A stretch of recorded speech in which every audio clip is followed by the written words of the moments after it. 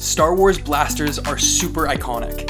From Boba Fett's EE-3 carbon rifle, to Han Solo's DL-44 heavy blaster pistol, to the Mandalorian's Amban Vase pulse rifle. As soon as I said the blaster or character using it, it popped right in your head. But why has LEGO only made a simple few blasters? So uncivilized.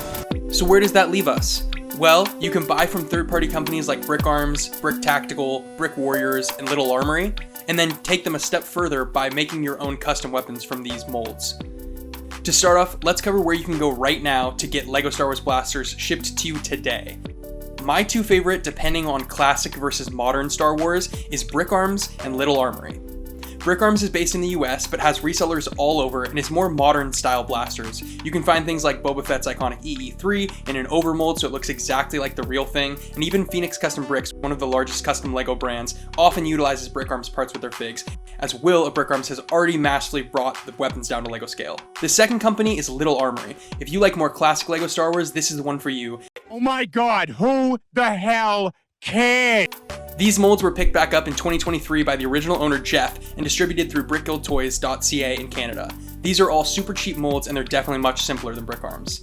A few of my favorite Little Armory molds are their EE-3, their DH-17 Rebel Trooper Blaster, and their DC-15 Clone Blaster.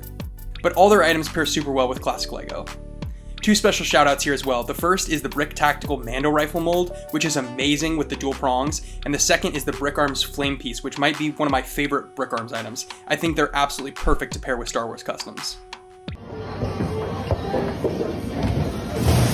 There is one missing part here though that I do want to address, and that is high-end custom minifigures. Now these custom minifigures come with their own custom molds, like for instance the Jaka Mandalorian comes with the Darksaber and his sidearm. These are single custom molds that are typically then painted on top. They're really nice and really high quality. You can see this Top Mountain Brick Mando pulse rifle looks really nice. However, because they're typically then painted, they're just not the same quality as say a Brick Arms overmold, which is molding both parts of the plastic to get the different colors. And because these are only included on very high priced retail custom figures, oftentimes the only way to get these accessories is to buy those figures, so they're locked behind a $100 to $200 paywall. Again, some companies like Phoenix Custom Bricks just like to include Brick Arms in their high-end custom figures, since Brick Arms has already brought it so well down to LEGO scale. I'm gonna do the blue one, look at this.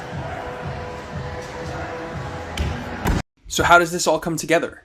Modifying Brick Arms, LEGO, and third-party companies to make better versions of these blasters. Robbie G has absolutely perfected the Phase 1 Classic Clone and Sand Red B1 droid here. The droid has Brick Arm droid arms that come standard in tan but are rare in Sand Red, and he managed to mod movable legs onto the droid, but we'll take a look at other droid legs in a few mods. Also, that torso is a clone torso cut out and glued on top. Super cool.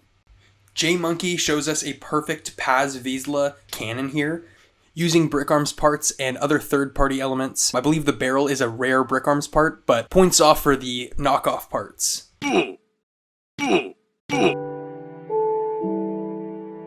So remember how I said we'd get back to the droid leg mods? Well, so Ardent 4 actually made these droid legs and was kind enough to send them my way, but Robbie G has also made the Sand Red droid legs. This mod of the legs allows for flexibility in posing and just is a perfect upgrade to the timeless classic B1 battle droid. Apocalyptic Brick shows us a very clean Star Wars painted mod. Perhaps it's cut, but I think it's painted with a nice alien figure to match. Really nice job at capturing the essence of Star Wars here with the pouches, the mod, the figure. Another modder who was featured in my previous video on the non-specific Star Wars mods. Woo! Yeah, baby! That's what I've been waiting for. That's what it's all about. Woo! Hoodie Studios Griff brings us a perfect mashup of brands, printed items, good paint, and all around a really clean Mandalorian mod.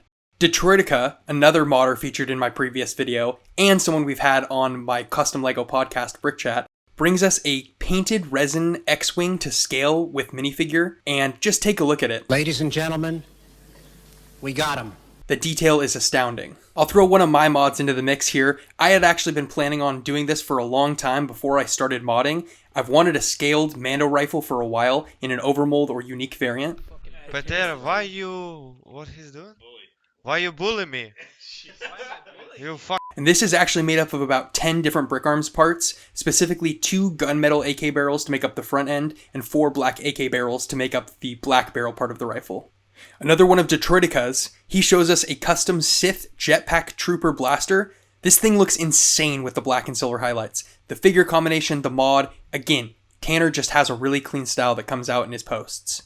Another one of Hoodie Studios, he shows us a ridiculously nice tactical Boba, with the custom blaster and tactical pouches painted and attached. Boba Fett's color scheme for his armor is very iconic, and I think Hoodie did a really nice job here with the paint, color matching that. Prim Slim shows us a perfect classic Tusken Raider. The hand-carved rifle stock and added black accessories just match perfectly with the classic LEGO style. Another Prim mod, this time a battle-damaged classic Darth Vader, or Anakin Skywalker. Well, it's Darth Vader for sure. This classic modded hilt looks fantastic with the blade slightly at an angle since you can see the slight angle on the hilt. And one last Prim mod, he made this amazing classic R2-D2 with a head that actually spins around. And a huge thank you and shout out to Prim himself for sending over these photos for this video, because he hasn't actually posted these on Instagram yet, but they are perfect in my opinion.